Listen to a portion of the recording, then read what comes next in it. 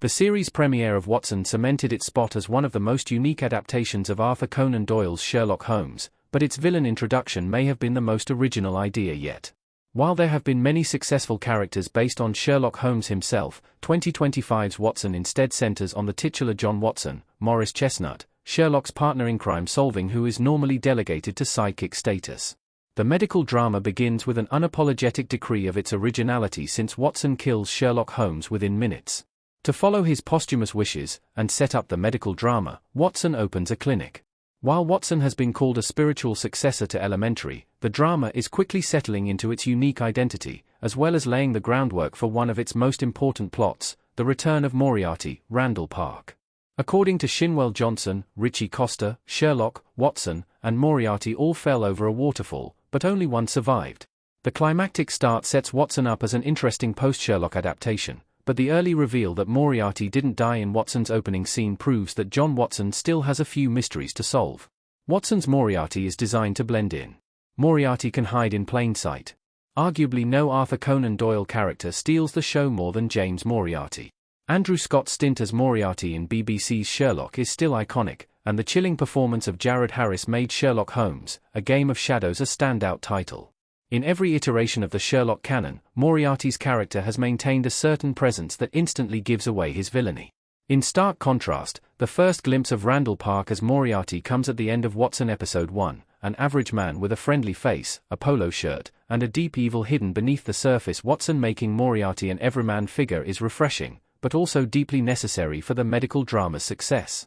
As Randall Park says of his recurring Watson role, this version of Moriarty is, by design, a little more surprising and unassuming. There's nothing cartoonishly nefarious about this version of Moriarty, nothing that takes away from the drama's grounded sense of realism. Park's Moriarty appears so harmless that he could walk into a building without anyone noticing the gun in his hand. Watson's treatment of Moriarty is a warning in and of itself: the greatest villains can be the ones you'd least expect. How being unassuming makes Moriarty more dangerous in Watson. Moriarty can easily go unnoticed.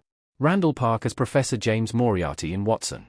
Although there's a nearly humorous juxtaposition between Randall Park's affable disposition and his historically wicked role, Watson's Moriarty has a superpower that no other iteration has possessed: the ability to fly under the radar.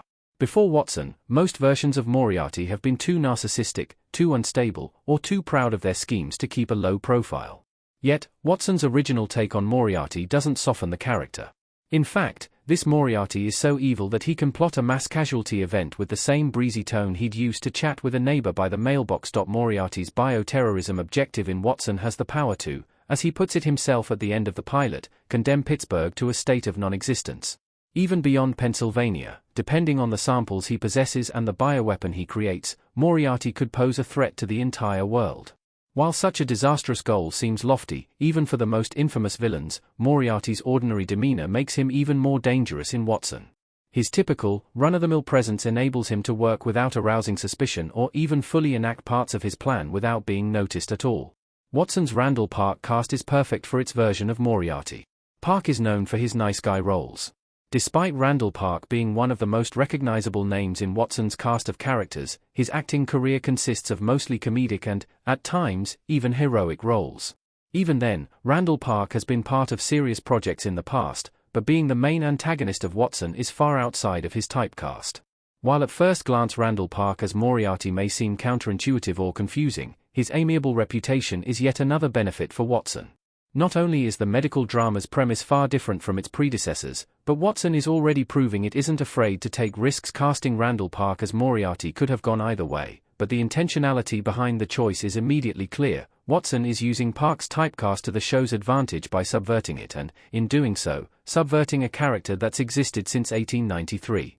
Whether the bold new direction Watson is taking will fully pay off remains to be seen, but there's something undeniable about the procedural's commitment to reinventing such a well-known story. Nothing would be more dangerous for Watson than to blend in among the long list of Sherlock adaptations, but the unexpected reinvention of Moriarty is a promising start. Enjoy Screen Rant's primetime coverage? Click below to sign up for our weekly Network TV newsletter. Make sure to check Network TV in your preferences, and get the inside scoop from actors and showrunners on your favorite series.